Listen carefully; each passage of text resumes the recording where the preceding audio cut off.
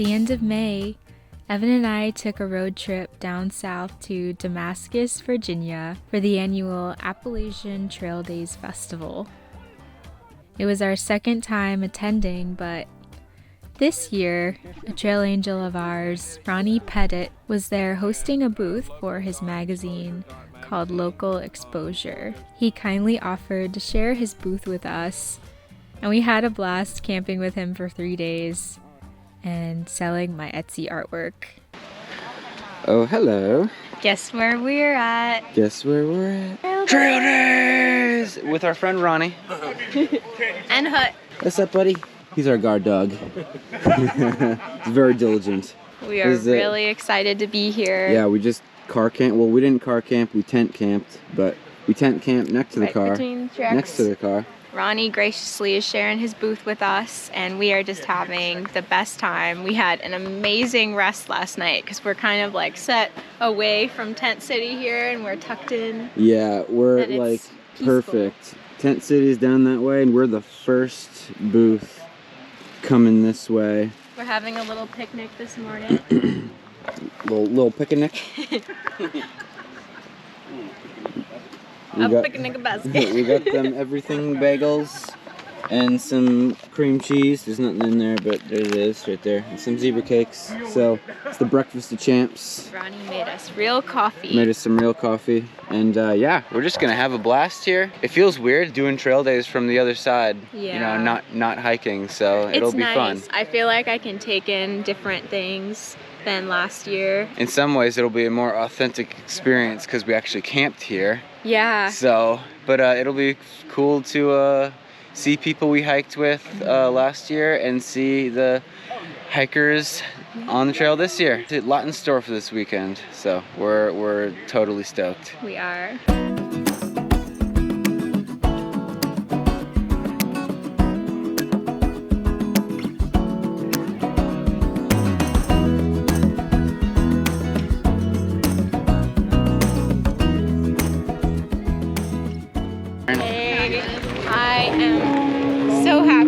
Having a great time. We just caught up with John and Natalie, and they were just a delight. We haven't seen them since trail, and it was wonderful to catch up. Yeah, they were great, and now we're finally able to get out and actually do some exploring. Yeah, and get an ice cream cone. And get a cone. And just see the digs. It's been wonderful. Yeah. I'm excited to see the other booths and talk to some other vendors.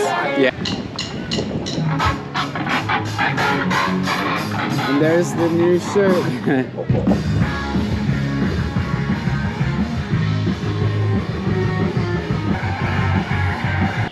Wilson! Wilson! Oh, we miss our baby He's Wilson. got a street named after him here. Did you know that, laddie? Oh, yeah. Did you know that, laddie? I didn't know that, laddie. She didn't know that, laddie. Now we're gonna go get some free massages and hang out back at the booth with Ronnie. We got Ronnie a slice. It's coming for you, Ronnie. We got him a slice. Here's our booth. Home sweet home. Pat, no one told you could eat my pizza now. Your aperture, that's telling you what range it will be focused. 4 feet to pass infinity. Good boy. Good boy. So it's the start of day 2. We have been sleeping in our tent the last 2 nights, and we're gonna be breaking it down and sleeping in the car tomorrow or tonight because we're gonna be getting some rain later on this afternoon. Did we tell them that we're doing the Creeper Trail tomorrow? No. Oh yeah, so we're doing the tell our friends yet. The Virginia Creeper Trail, or as we like to call it, the Creepy Boy. We're doing that tomorrow. We're gonna get shuttled up to White Top and then ride down, so it's gonna be all downhill from here. All downhill. It's gonna be nice. It's gonna be great. 17 miles down, so that's good. So we're gonna do that tomorrow, the last day of trail days. We're just gonna go off and do our own thing. Yeah, we're really looking forward to it. And then driving to South Carolina. Yes. A lot of good stuff planned for today though. So we're excited for it. Yes, Hopefully we can see a few other friends we didn't see them yesterday. Hoping they'll walk right by and say, hey, how are you? Ronnie's the smart guy over here out here with the awning. He's obviously done this before. This thing. First time getting wet. No, I bet. Wow, this thing is like pretty big. Covers one whole side of your vehicle there, huh? On the back side too. Got a nice awning to go over his tailgate here. That is convenient. How you doing, Hut?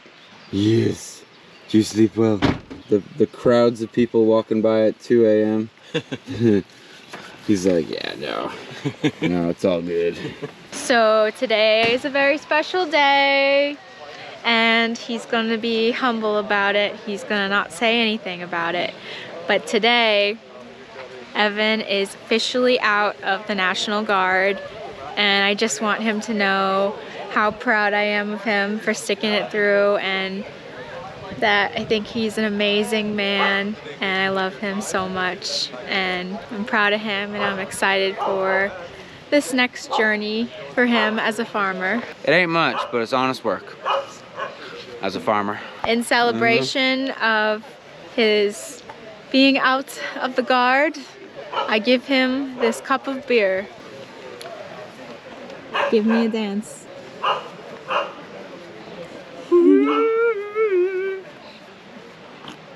Thank you. It's IPA mixed with some grapefruit juice. It's been my new thing. Oh, and I just foraged some wild garlic right there. Look at the cloves, you guys. Here's some of them. It's like a tiny garlic. Wild garlic. Perfectly made. I just talked to a lady who came back from the foraging class that they just did, and I meant to go there, but I ended up going to the farmer's market instead, so I missed the class. But this lady just came back from it, and she was like giving something to Ronnie, and like, oh, taste this. This is wild garlic. And I'm like, oh, no way, show me where there's some. And it was just growing in here. Yeah, it has a bulb at the top, but I ate that off, as you can see. And then you can eat the top part, and then you can eat the root. So we're gonna have this in our dinner tonight. Next up is the hiker parade. So we're going to the hiker parade. Got to line up. Yeah, it starts at Sundog and goes down Main Street. So we're headed there now. Walking it in the year prior. Looking forward to hopefully spotting some of our old friends there as well. Yeah, let's hope so. Let's hope so. We've already been seeing a lot of people. We have. So it's been great. We might get some rain, but still maybe like an hour or so out. So we're hoping don't get rained on too bad, because still gonna try. Yeah, we're still gonna try to get it filmed. Either way, you get wet because they water gun the hikers. Yes. So we managed to steer clear of it last year. So let's see if we're this lucky this year.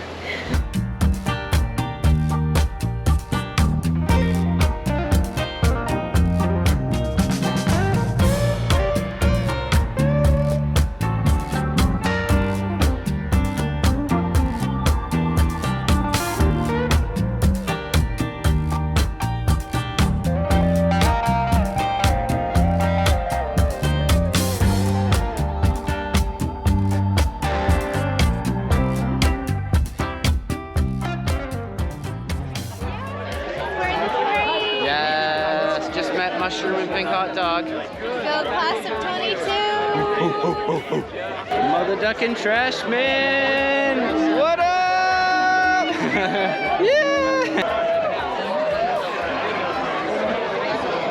22.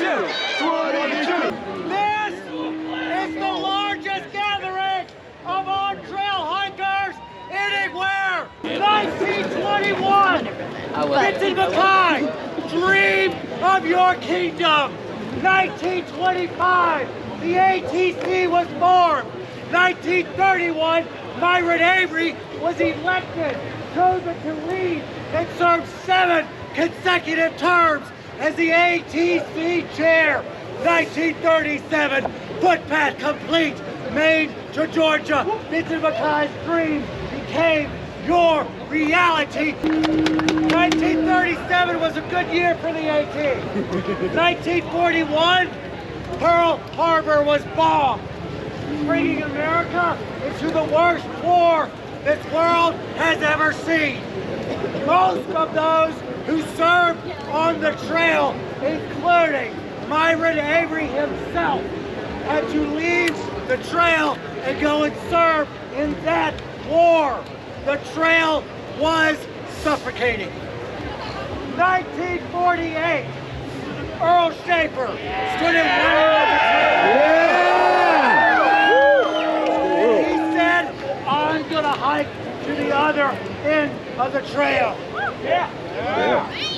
They said it couldn't be done. But Earl Schaefer said, I'm going to walk off that war. All right, so we wanted to give you guys a little bit of backstory of how we kind of got here in Ronnie's booth. And so I guess it all started in the 100 Mile Wilderness. Yep, we hadn't gotten any trail magic, and we were about 2 days away from Katahdin, and in the middle of nowhere on an access road crossing, we saw a close call hanging out with a man, and he had several old cameras out in the back of his truck. And he also had boxed wine and a block of cheese and assorted veggies for hikers. And yeah, we were just completely overwhelmed by the kindness and generosity. For those who don't know, also you have to pay to get into the 100 Mile Wilderness. So it's not as common to host trail magic there because it takes more effort. We were tremendously grateful for this experience, and Ronnie took our photograph there on the bridge at the road crossing, and Close Call was photographed as well. And basically he spoke about a project he was working on. He kind of has his own local magazine in Georgia, and we're excited to share more about that with you. He interviewed us, he took our picture, and that was the first time we saw him. We ended up running into him again at A-Ball right before our summit day, because he had been camped there for the last 5 weeks interviewing hikers and working on this project. Yeah, we shared the last night on trail with him, and that was together. A special moment. Fast forward to early in 2023, Ronnie reached out to me that he was going to create a special design for a leaf blower, for a sticker design. So he commissioned me to make those for a leaf blower, and that was awesome. And we were talking about trail days, and I had shared that I wasn't able to score a booth this year, and he so generously offered to share the booth with us. So we were so thrilled and so ready to come back to trail days, and we just felt it was the right decision for us. And here we are. It's been just a wonderful 3 days of camping with Ronnie and selling our artwork together. So we're just feeling really grateful and happy to be here once again at Trail Days, but with a very special trail angel to us as well. So here's a little bit more about him and his beautiful project. And here's Hut. Who's the boy? Okay, I'm Ronnie Pettit with Local Exposure Magazine, and I specialize in doing like documentary storytelling projects with vintage analog cameras and primarily black and white film. And so I go shoot, and then I'll go develop film in a seedy motel room somewhere and scan it to digital, and so that I can get it to a point where I can put it into the magazine. What led you to the hiker trash issue? As I thought about the next project after I did the trout issue, I kept coming back to my own memories of my own adventures. And so, like, the time that I spent on the Appalachian Trail, those memories were so vivid, even after 30 years. It's like, when I daydream, I'm thinking about those times. In doing trail magic and getting other friends to participate in trail magic, anytime the subject of the AT would come up, people would just come out of the woodwork, with pride about, oh, I hiked, or I hiked part of it, or I did this, or I did that. And they're gonna edit you out. No, we're gonna keep that. Oh, we'll keep that in. Here's my partner. So I wanted to explore and find out if it was that meaningful and that transformational for other people as it was for me. And so I started out just really without a plan. I just went to Deep Gap in a rainstorm with some candy bars and started like talking to people and, you know, asking them if I could take their photograph.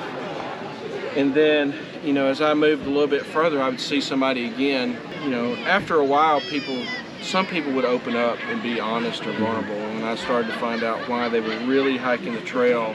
It really stuck with me. So at some point, I felt like that if I'm going to do an adequate job at this project of why people hike the Appalachian Trail, I was going to have to go all the way to Maine.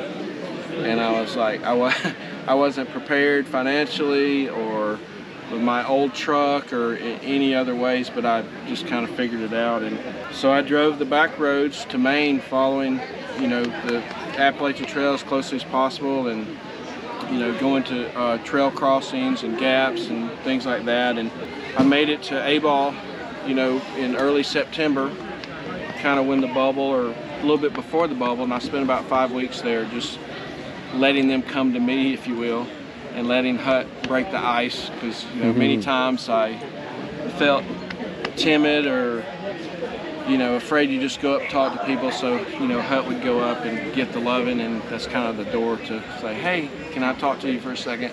And so as I talked to people, I don't know, I guess I saw the spirit of people. Other people would say that hiking the trail for them and the community was reviving their faith in humanity. That's what it was doing for me too. Yeah, you got to see a lot more of the hiking community for that year than we definitely saw. Yeah. As well. So you saw like a whole group of different people. Yes, which was interesting because when I was on the trail, and I know when other people on the trail, they only see like this much, you know, and I saw such a big cross section. And I learned that in talking to people, or I was surprised by the number of people that were hiking the trail out of some sense of grief, some sense of loss. And then the number of people that were hiking without experience. And they just, whatever was going on in their life had pushed them to a point where they're like, I need to do something epic or crazy or dangerous, you know, from their perspective. And so along the way, it's like, you know, I fell in love with 1,000 different spirits. And so when I put this together, I decided to, you know, add my own story, because, you know, sometimes people don't really want to not share the unglorious moments or aspect of the trail, because, you know, a lot of things that are put out there about epic adventures are how awesome and what a peak experience it is, but it's not necessarily true, you know, because if somebody goes to the trail out of desperation, they're still struggling, or, you know, for some, they go out of grief, and for some, that's a way to process grief, and for others, I think it's a way to delay the process of grieving. So when they get off the trail, they're right where they were. So anyway, all that was very interesting to me, and so I got to see that with, you know, hundreds of different people, not just a stereotype of people who hike the trail. And I know, you know, for people who aren't in the trail culture, you know, we use the term hiker trash as kind of a term of endearment. But even the small town I live in just became a trail community. You know, there's people there who consider through hikers or people coming through, they look like vagrants or homeless people or whatever. And so part of my hope was to show what a misnomer hiker trash is. And so what I found was that once you get in this community, it's hard to get out. Or it's hard to want to get out, you know. And so a lot of people hike the trail and then they go, I'm going to go work at a hostel, or I'm going to go work at another trail, or I want to stay in some form of community that is just inclusive and loving and helpful. So that was it. So I put it all together over the course of a year, and I included my story from my time on the Appalachian Trail in 1993, my time working as a ridge runner, as the first ridge runner in Georgia in 1994, along with some 20-year-old photographs from back then. My hope is that it's an authentic look at not the trail itself, because a lot of people thought when I started this project I was walking up the trail taking landscape photos. I was like, no, no, no. This is about people. You know, that's the most important thing. Can you tell us about the hiker on the front cover and the process of picking the photograph? Yeah, Tink. Yeah, I set up one morning early on Fontana Dam, so I carried like, you know, 2 cameras and I couldn't drive across it, so I had to walk to the middle of the dam. Because I wanted a photograph that's kind of like the transition, you know, from here to the Smokies. As the entrance to the Smokies, it's like, it looks ominous. It's also, for me, probably the most magical part of the trail. So like that bridge symbolized something like a entrance, a leaving of one terrain and entrance to another.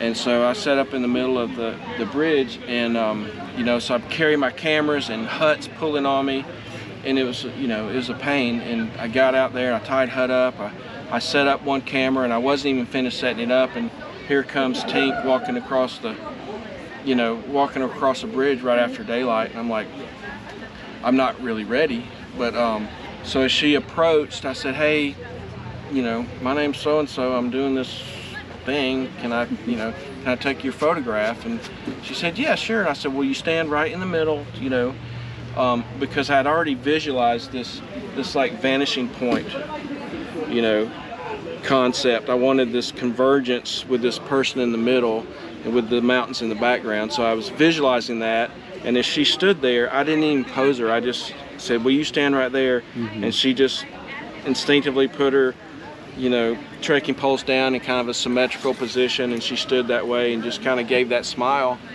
And I knew in the viewfinder when I took that photo, I was like, that's a good one. That's going to be a really good one. And so I asked for her contact info. I could tell that she was kind of in a hurry, and I wasn't going to be able to interview her. So I asked for her contact photo, and she said she wasn't on social media or anything. So all I really got was her trail name. And she went on, and then later, when I developed this film in a hotel room and scanned it, I knew it's like that's going to be the cover. And just by happenstance, 6 months later, you know, I was driving across the bridge at A-Ball, you know, right in front of Katahdin, and I see her walking across, and I just skid to a stop, and I was like, Tink, Tink. And so I got to talk to her more and get her email address and things, and you know, there were so many serendipitous moments, you know, in this project that are just too many to count, and you know, just magical. You can follow me on Instagram at local.exposure.magazine, or go to the website directly, you know, www.localexposuremagazine, and you can order online.